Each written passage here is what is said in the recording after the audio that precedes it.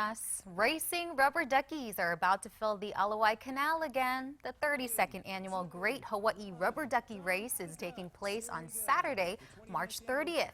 It's a benefit for United Cerebral Palsy. Joining us in studio is a guest who's been personally touched by this event. Let's send things over to Marissa. Bridget, thank you. I'm with Tim Sakahara, whom you probably recognize, first of all, as the DOT spokesperson and also before then as a TV news reporter for a different station. But anyway, you're also a father and your son has cerebral palsy. And first of all, just tell us about that and what it's been like for you as parents. Yeah, that's true. My son Shay, he's a great kid. He just turned 14 years old. He was born with cerebral palsy. And the thing about CP is that the spectrum goes from minor to severe and everything in between.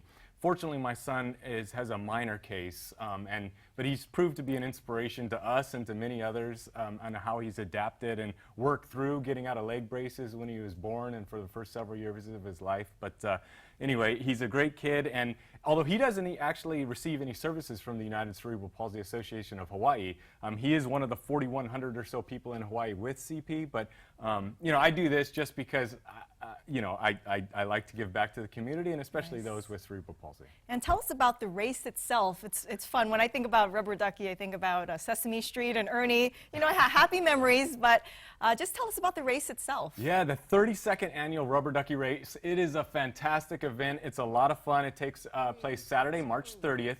The festivities start at 9 o'clock, a bunch of family-friendly activities and entertainment. The race itself starts at 1:34. That's because that's when the tide actually shifts and kicks in.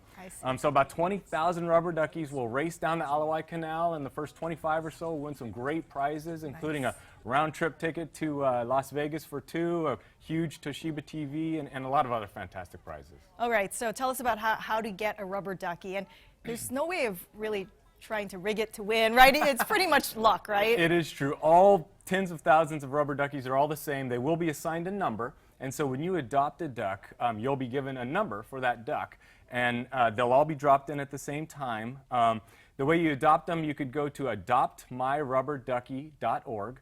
Each one starts at $10 a piece, and they go up in packages from there. And there's certainly, of course, sponsorships if anyone wants to, you know, have their company sponsor and adopt a whole lot.